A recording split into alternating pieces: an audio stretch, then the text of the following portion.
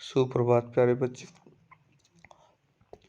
कक्षा +2 का pol science का हमारा अंतिम लेसन फर्स्ट भाग का चला हुआ था वैश्वीकरण, ग्लोबलाइजेशन।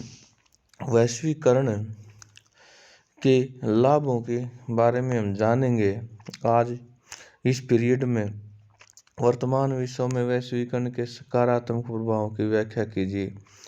वैश्वीकरण के लाभ या सकारात्मक प्रभाव इस प्रकार है। वैश्वीकरण के पक्ष में तर्क।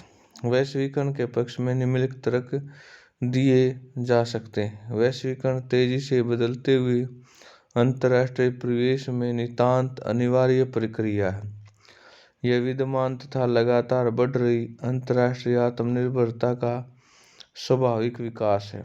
वैश्वीकरण के कारण पूंजी की गतिशील बढ़ी है और इसका चलन अंतर्राष्ट्रीय स्तर पर हुआ है।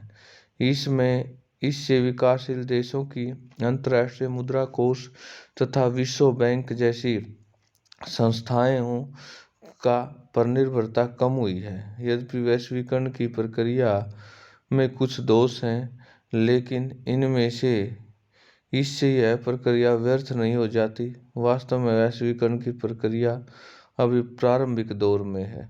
जब एक बार यह प्रक्रिया पूर्ण होकर सच्चे अर्थों में विश्वव्यापी बन जाएगी तो यह समूचे विश्व के लिए निरंतर विकास का साधन बनेगी। विश्व व्यापार मंडल क्या है? विश्व व्यापार मंडल को वैश्वीकरण की एक उपकरण के रूप में समझना चाहिए। यदि संगठन द्वारा विश्व व्यापार को निष्पक्ष रूप से नियमित किया जाए तो वैश्वीकरण की प्रक्रिया अत्यंत लाभदायक हो सकती है।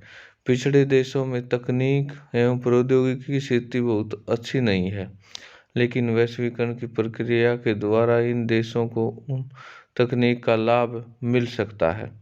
वैश्वीकरण ने विश्वव्यापी सूचना क्रांति को जन्म दिया है। इससे समाज में प्रत्येक वर्ग जुड़ने लगा है। इससे सामाजिक गतिशीलता को बढ़ावा मिला है। बहुराष्ट्रीय कंपनियों के फैलाव में रोजगार की संभावनाएं बढ़ गई हैं। साथ ही रोजगार की गतिशीलता में भारी वृद्धि हुई है। वैश्वीकरण की प्रक्रिया में उदारवादी विचारों के प्रसार द्वारा शासन व्यवस्थाओं पर गहन प्रभाव डाला है।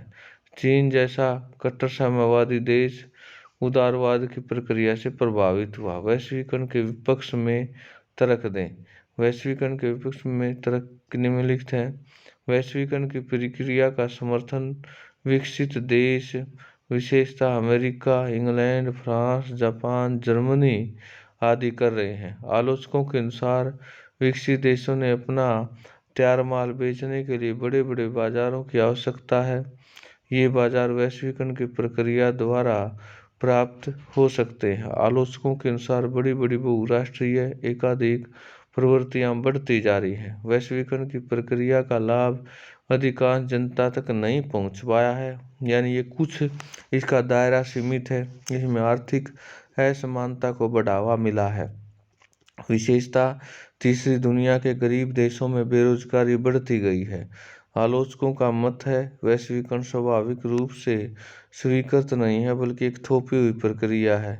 यह अलोकतांत्रिक प्रक्रिया है जो निरंतर पदे पे चलाई गई है। वैश्वीकरण की प्रक्रिया का लाभ समाज का उच्च सुविधा संपन्न वर्ग उठा रहा है।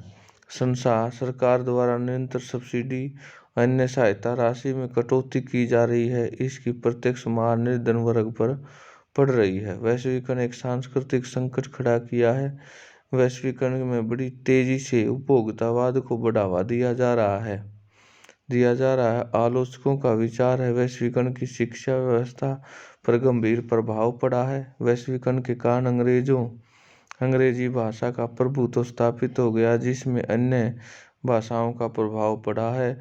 शिक्षा तीव्र गति से वाणिज्यीकरण हो रहा है और बाजारोन्मुखी शिक्षा पर बल दिया जा रहा है। शिक्षा व्यवस्था के मूल्यों में नैतिकता के स्तर में गिरावट आई है। निष्कर्ष अनंतः हम इस निष्कर्ष पर कह सकते हैं कि वैश्वीकरण में समाप्त करने के लिए आवश्यकता नहीं है, तो एक स्वाभाविक प्रक्रिया है। समस्या यह है कि वैश्वीकरण का नाम कुछ संपन्न देशों अपने प्रभुत्व स्थापित कर लिया है। विकसित देशों में अपनी आधुनिक तकनीक, पूंजी, व्यावसायिक स्थिति के कारण वैश्वीकरण की प्रक्रिया दोषपूर्ण बना रहे हैं, और तीसरी दुनिया के देशों में वैश्वीकरण प्रक्रिया ठीक से लागू नहीं हुई है। अतः अभी इसका मूल्यांकन करना उचित भी नहीं है। आज आवश्यकता इस बात की है कि वैश्वीकरण के नाम पर की जाने वाली संकीर्ण राजनीति को रोका जाए और किसी प्रमुख संस्था द्वारा इस प्रक्रिया को निष्कर्ष एवं बिना किसी दबाव के निर्बाध रूप से संचालित किया जाए। तो प्यारे बच्चों, आज हमने वैश्वीकरण के लाभों, वैश्वीकरण के विपक्ष में, वैश्वीकरण के पक्ष में महत्वपूर्ण बिंदुओं पर चर्चा की। आशा है आपको ये सारी चीज़ें समझ में आ रही होंगी और आप इनको बखूबी अच्छे तरीके से याद कर लेंगे और वैश्वीकरण के लाभों पर विचार करके अपना जो है ये MBD का रिफ्रेशर है, इसमें से महत्वपूर्ण प्रश्नों को याद करेंगे। आज के लिए इतना ही। धन्यवाद।